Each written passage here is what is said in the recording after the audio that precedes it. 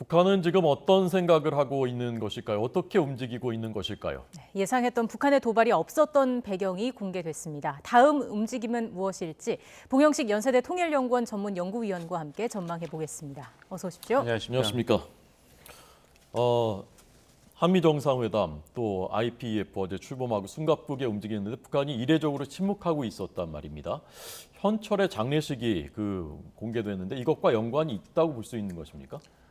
현철의 장례식 때문에 북한이 계획했던 도발을 바이든 미국 대통령이 한국 방문 중에 계획을 취소하고 하지 않았다고 보는 것보다는 여러 가지 변수를 고려해서 한미 정상회담 기간 동안에 도발 행위를 하더라도 별무 효과가 없다는 판단, 그리고 아마 중국 측에서 자제를 촉구하는 메시지를 미국과의 그런 대화를 통해서 전달했을 가능성도 있기 때문에 김정은 정권으로서는 이제 이번 기간 동안에 어떤 특별 동향을 실행으로 옮기는 것보다는 그 카드를 계속 유지하는 것을 선택한 것으로 보입니다. 일단 그 장례식 그 모습을 좀 더 얘기를 나눠볼게요. 많은 군중이 몰렸다는 말이죠. 그렇죠. 어떤 인물들이 왔는지 설명을 좀 해주실까요? 그 당의 주요 인사들은 다 모였고, 특히 여기서 주목해야 될 것은 지금 북한이 코로나 사태 때문에 굉장한 그 혼란과 고통을 겪고 있지 않습니까? 특히 그 코로나 확산이 그 다른 데도 아니고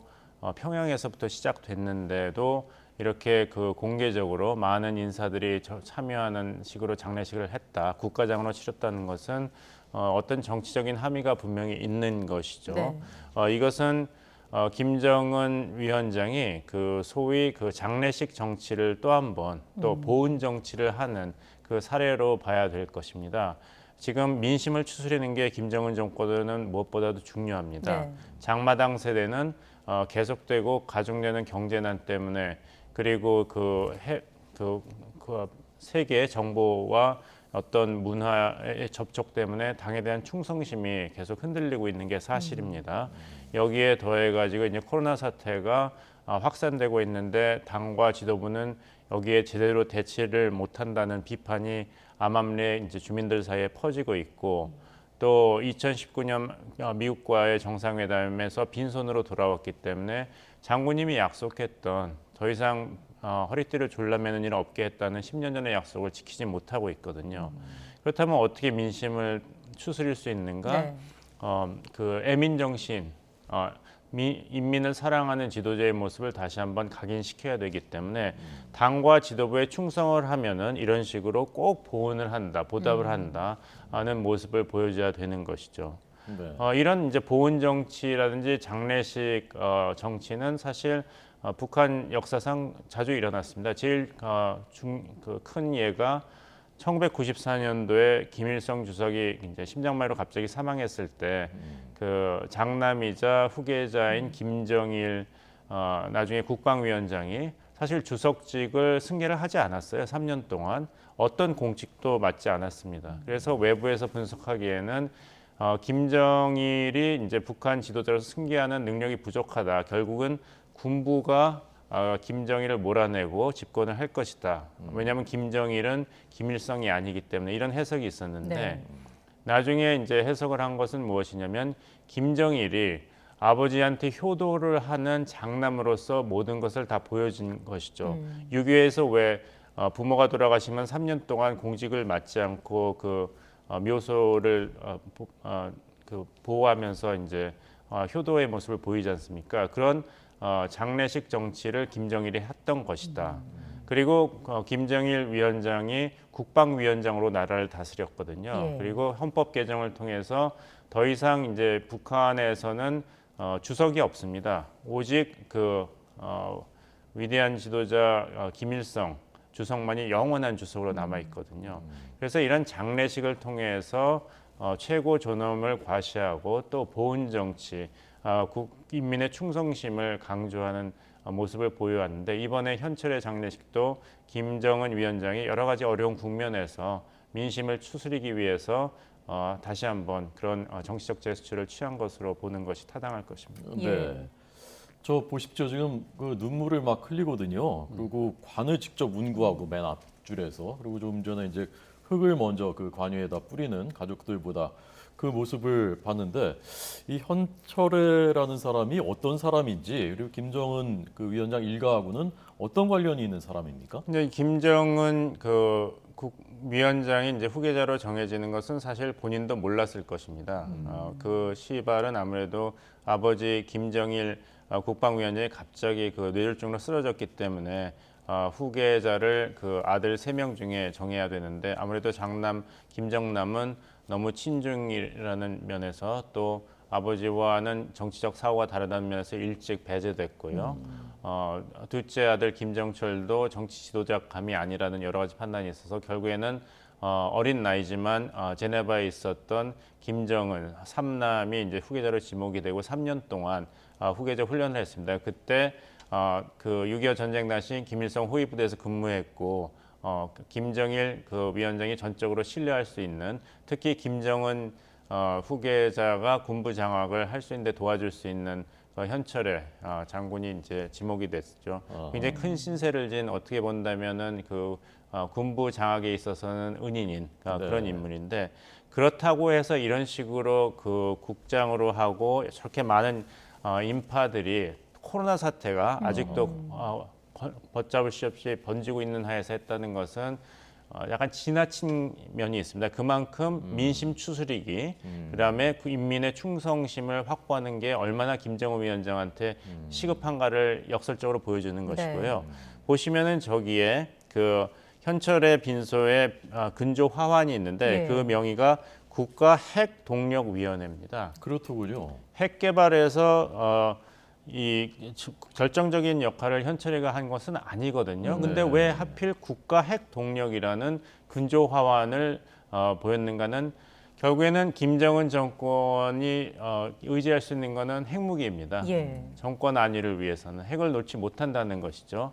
그래서 김정은 위원장은 두 가지 민심을 추려야 되는데 지금 코로나는 번지고 있고 경제는 엉망이고 그렇다면 핵 강국으로 자신의 정국을 보유할 수밖에 없다는 결론이 이런 장례식 정치 제스처로 계속 나타나고 있는 것으로 보입니다. 근데 이 핵동력이라는 이름을 가진 국가기관이 등장한 게 이번이 처음이잖아요. 이게 뭐 새로운 기관인가요? 아니면 기존에 있던 걸 좀 확대 재편한 건가요? 기존에 있던 기관을 확대 재편하는데 이제 그 여기서 핵을 가지고 그 핵에 대해서 이제 소위 그 북한 핵 탄두와 장거리 미사일 개발의 아버지는 따로 있습니다. 하지만 별로 그 기여도가 높지 않았던 현철의 빈소에조차도 이런 기존 원자력 공업성을 확대 재편한 기관의 명의로 네. 이런 그 근조 화환을 했다는 것은 그만큼 앞으로도 김정은 정권은 핵을 틀어쥐고 예. 그 미국과 한국을 상대할 것이라는 그런 예측을 가능하게 하는 어떤 단초입니다. 네. 앞서 이제 박사님이 그래서 지금 북한이 도발을 하지 않은 것은 그 중국이 좀 그 메시지를 보냈을 수 있고 실익이 없다. 뭐 이런 것들 이제 감안한 것 같다고 하셨는데 미국에서는 30일이 이제 미국의 연휴인 메모리얼 데이 현충일 그때쯤 뭔가 뭐 미사일 또는 핵실험 가능성이 있지 않느냐는 관측이 나왔던데 이후에 할 가능성에 대해서 어느 정도라고 보십니까? CSIS의 한국 전문가 석자인 그 빅터 차가 그 얘기를 했죠. 미국의 그 메모리얼 데이를 타겟으로 해서 북한이 도발 행위를 할 가능성이 높다. 왜냐하면 이제까지 북한의 행보를 보면은 미사일 핵 도발은 미국의 중요한 국경이라든지 선거 일정에 맞춰서 했다. 이런 주장을 했습니다. 저도 일견 동의합니다만 사실 우연일 수도 있습니다. 왜냐하면 북한이 핵 미사일을 너무 자주 도발하기 때문에 네. 그게 뭐 국경일이라든지 비단 미국의 국경일뿐만 아니라 한국의 국경일, 비단 미국의 선거 일정뿐만 아니라 한국의 선거 일정하고도 겹치는 경우가 많았거든요. 그것보다는 2021년 1월에 제8차 당대에서 김정은 위원장이 그 선언을 한 국가 그 국방력 현대화 그 과제를 실천하기 위한 과정의 하나로서 또 미사일 실험, 핵 실험, 기타 무기 체계 실험을 하는 경우가 되지 않을까 이렇게 생각합니다.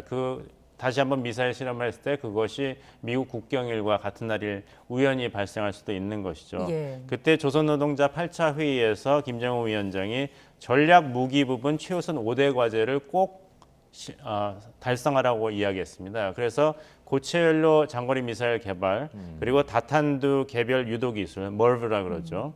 원자력 추진 잠수함, 잠수함 발사 미사일 그리고 극초음속 미사일 이것을 국방 중기 계획의 5대 과제 목표로 설정을 했습니다. 그러면 북한군에서는 이것을 빨리 달성을 해야 되는 것이죠. 예. 김여정 부부장이 친절하게 우리한테도 설명해 줬지 않습니까? 왜 우리가 이런 전략무기 개발을 하는 것을 도발 행위라고 하느냐. 문재인 정부는 잘못됐다. 문재인 정부도 국방 중기 계획이라는 걸 하지 않냐. 우리도 이것이 우리 5개년 계획이다. 우리 행위가 하면 도발이고 대한민국이 하면은 그거는 당연한 그 자주국방 행위냐. 이건 안보 내로남불이라고 김여정 부부장이 우리 정부를 비판했어요. 예. 그러니까 이제 뭐 정치적인 메시지를 던지기 위해서 도발을 할 수도 있지만 그거는 2차적인 목표고 결국에는 조선노동당 8차 대회 때 세웠던 북한의 생존을 위해서는 전략무기 부분에서 이 5대 과제를 꼭 달성해야 되는 국가 목표가 있기 때문에 목표가 있으면 이거를